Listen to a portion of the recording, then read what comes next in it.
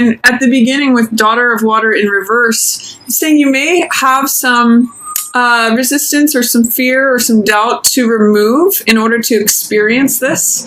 I often think of like a teenager in love. When I see the Page of Cups, it means, you know, feeling like that puppy love energy, or feeling like you're totally not obsessed with something, but passionate about something, totally engrossed with or consumed with something that really lights up your heart and fills your heart. And I see here with the Six of Water in reverse, or the Six of Cups in reverse, there may be something from your past that is preventing you from feeling young again. Both of these cards are very young cards. They have to do with children. They have to do with the inner young part of ourselves. Is there something from the past that you feel maybe drained your cups away, where your emotional energy was spent, or that it brought you displeasure? You know, something from the past that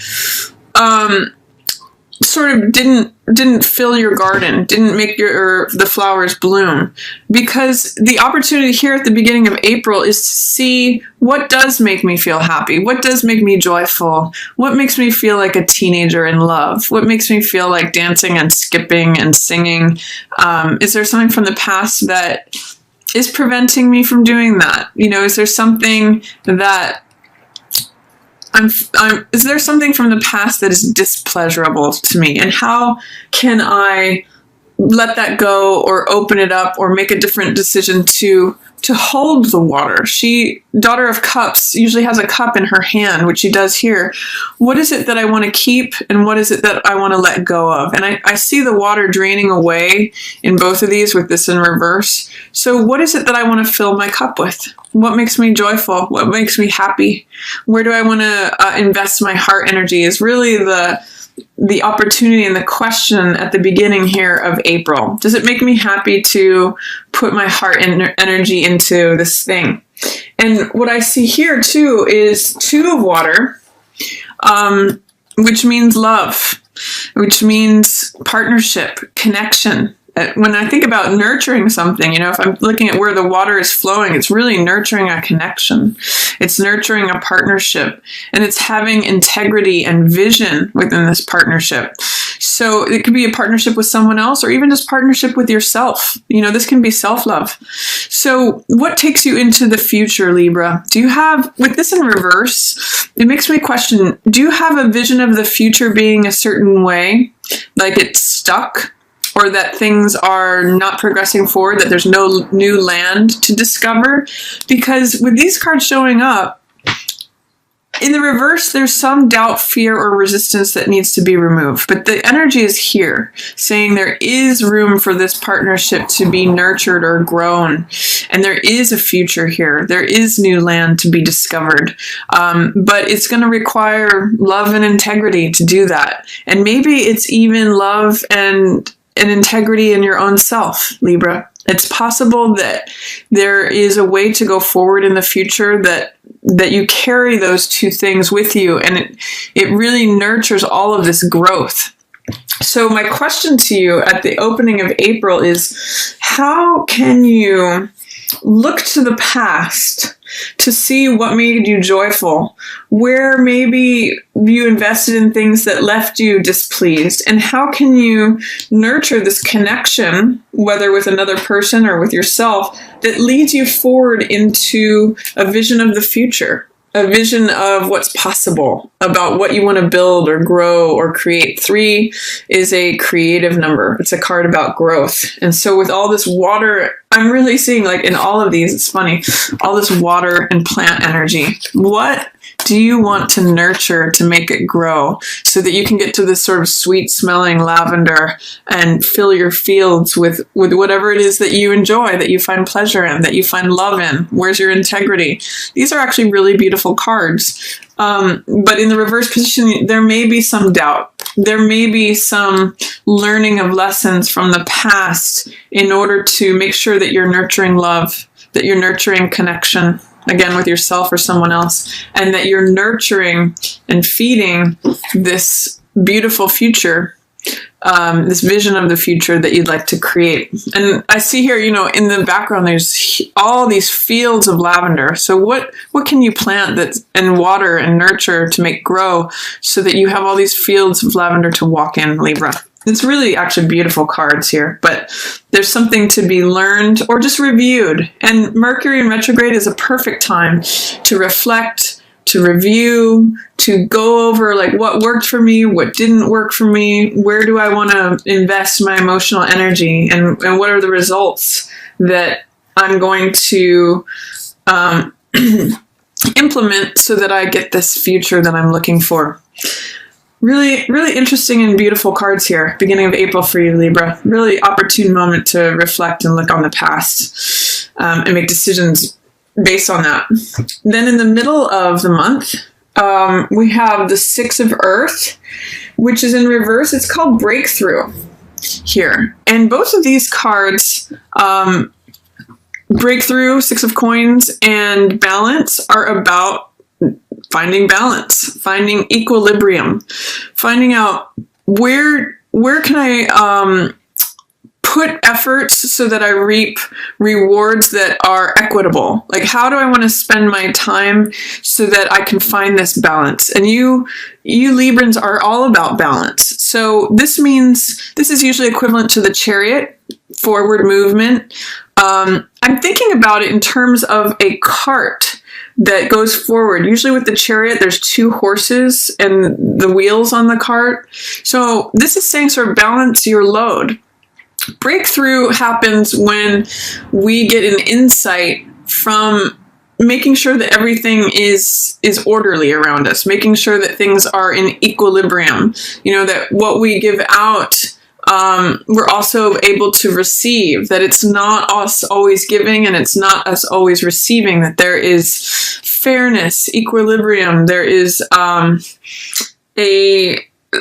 I want to say compatibility for some reason is what I'm getting with this card, or an equivalency between what we share and what we receive. That's really the power of the Six of Coins. It allows us to be benevolent, because when there's an abundance of things, we're able to share with the world, and we get this breakthrough of, there's enough for everyone. I feel balanced. I feel fed and nurtured, and therefore it inspires me to feed and nurture others. That's what breakthrough comes from, a realization of the balance of things. And that's what this card's about too. We can see the dragonflies flying around in the garden here. And one of the things I learned from my mother, who was a master gardener, is that when the balance of the pH in the soil or in the garden is correct, that's when dragonflies appear. It's sort of like a reassurance or a symbol that all things are in harmony or order. And 6 is a number of harmony. And this is a card about going forward once the harmony is established. So I'm really seeing some beautiful things here for you. Once you make it through of where you want to, once you do some reflection on where you want to invest your emotional energy, you may have a breakthrough about what is balanced, what is like watering enough. If you take the water over a garden, you don't want to put all the water on one side and none on the other. You want to sort of have an even distribution. So having many different parts of your life addressed allows you to kind of go to the next level and move forward. It says, everything's functioning properly as it should. That's where I'm getting the tightening of the wheels on the Chariot. It's like doing maintenance on your car. When things are in equilibrium, you can really progress forward. And that's what finding this balance is about. And it also leads to fullness. This is 3 of Cups. This is celebration. This is saying, I've got more than enough. I'm ready to celebrate. I'm ready to be supported by friends and family.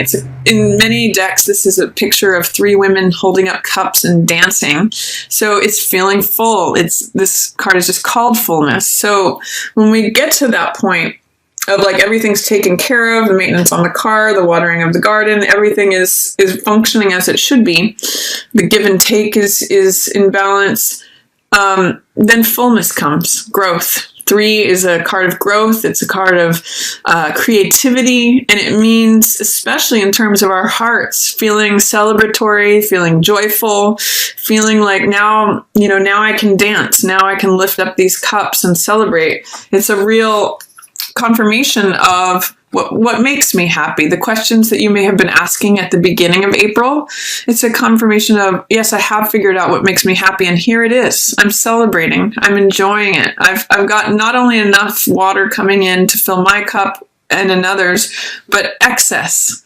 So I'm really excited for you, Libra, at the middle of April. Once you kind of evaluate this and decide where you're going to be putting out this symbolic water. What areas of your life are you going to nurture? What needs more balancing? Like, is this side lacking? Is this side in excess? When you find this, it takes you forward and really takes you to this joyful, celebratory, creative space. I also see following that 7 of air, which means this card it represents 7 of swords in the tarot, and it represents sometimes me behavior or cutting corners. In this deck, it's called futility, and sometimes it's reflective of risk-taking behavior or gambling or feeling like our efforts are wasted.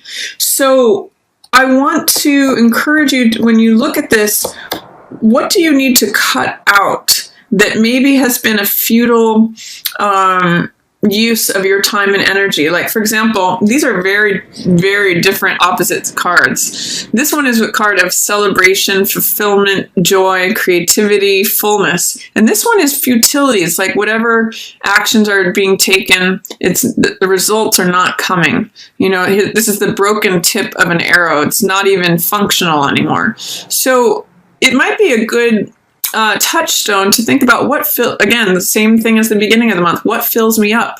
What makes me joyful? What makes me feel like I've got surplus versus what feels like wasted energy? What feels like I've been putting effort towards it or thinking about it? Sometimes it's even just wasted mental energy. What am I thinking about that is not bringing me results versus what I'm investing my heart in that does bring results, that brings me creativity, fullness, enjoyment, even feeling like celebrating. So these are contrasting cards. And I think for me, it's really a question of where do you want to invest your energy? Since you've come from this place of balance, it results in this naturally. But what else can you cut out that, especially mentally, in terms of thoughts, beliefs, ideas, old, outdated things that are no longer useful, that you can toss away? And I see you coming to a moment of realization of something, awakening to a new truth that, maybe I have been thinking about things that don't serve me, or maybe I want to cut out thoughts, beliefs, ideas that are just no longer functional, that have no longer served their purpose. This gives you an aha moment. This is Ace of Air, which represents Ace of Swords. And it's triumph, it's victory, it's clarity, insight. Like, I always call this card truth, or the truth will set you free. It's usually represented by a single sword, which is the Excalibur sword that Archangel Michael carries. And it basically says that the truth will set you free. When you're in alignment with the truth, it gives you great clarity, and it cuts away all the nonsense, all the futility, all the stuff that is just like excess that doesn't serve you. It's saying, okay, well, maybe there's one feather I'm going to pluck from this and really see the truth of the matter. Maybe I do need to cut away these old ways of thinking, or throw away excess things that are sitting around cluttering things that are no longer useful, especially in terms of thought, and just focus on the truth of the matter. Focus on what's real, what is undeniable. That's what Ace of Swords is about. And it's also a new way of thinking. So it's a new insight, all aces are new beginnings. So it's sort of like saying, I'm taking this going forward, and I'm only going to be in alignment with the truth. I'm only going to be in alignment with what's real. None of this old, outdated, unuseful stuff that just feels futile. And then towards the end of the month, we have the 4 of Earth, which represents security, stability, making things stable, making things feel grounded, assessing what it is that you have, that you own, what you value, and what keeps you connected and feeling like you have sure footing on things. Sometimes when this card comes up, it can represent an over focus on material things, and it can block us from receiving other things. But so sometimes the low side of this is that it can feel a little bit heavy. But ultimately, this is just saying you're wanting to maintain the status quo. You're wanting to keep things in a solid order is what I'm really realizing. And maybe it's even valuing the possessions that you have or the things that you have in your life, whether the things that are valuable to you, even if it's relationships. Usually the things that are most valuable are relationships with others. So this is saying, oh, aha, I have an aha moment. Yes, I really do have a lot of gifts, a lot of blessings, a lot of things that I value in my life. And it creates great security for me. In these last two cards, towards the end of the month, I see Two of Air, which is saying inner peace here, and Daughter of Air, which is the Page of Swords. So I really, with these two cards especially, actually all three of these in a row, we have the Ace of Air, the Two of Air. This is a card of truth. This is a card of inner peace. If there was any sort of challenge to becoming balanced, I see that happening. This has a lot of Libra energy to it, actually. And it's just called inner peace. It's identifying what's important to you and focusing on that. Simplicity, really, with both of these cards, and showing gratitude for what it is that you have. I really see you in a very nice, calm place here, Libra, towards the end of the month. And Daughter of Air is equivalent to Page of Air. And what she does is she speaks the truth. She speaks the truth as a child speaks the truth. You know how children can sometimes say the most obvious things, and they don't really consider what the impacts of their words are. They just say it directly, and it can be really refreshing, how the honesty of a child. So I'm going to encourage you to embrace that energy towards the end of the month and just be very honest, not in any premeditated way, not in any calculated way, not going for any particular effect, but just really speak what's on your mind and on your heart. The beauty of Daughter of Swords is that she speaks like a child and says exactly what's on her mind. And the high expression of that is that it's refreshing, that it can cause laughter, that it can just be that it's right there on the surface. And it's a beautiful energy to embody if you can get your heart to this place of peace. Your expression will naturally just be honest and true and like clear as a bell. So I'm excited for you with that too, Libra, towards the end of the month. It's really, I see you going from the Daughter of Water in reverse, what does my heart want, to I know my truth. I've connected with it. I've found it here. And not only that, but I can say it too. And I'm free. So beautiful reading for you, Libra, for this month. If the beginning of the month feels like it's still a little agitated, wait till we get till that middle of the month when Mercury comes direct out of Aries and we get that new moon in Aries. Just let your inner calmness, your inner grace, and your inner balance guide you until we get to that moving forward energy. And then I just see a lot of peace coming for you and being able to express yourself in a very free, clear, direct way.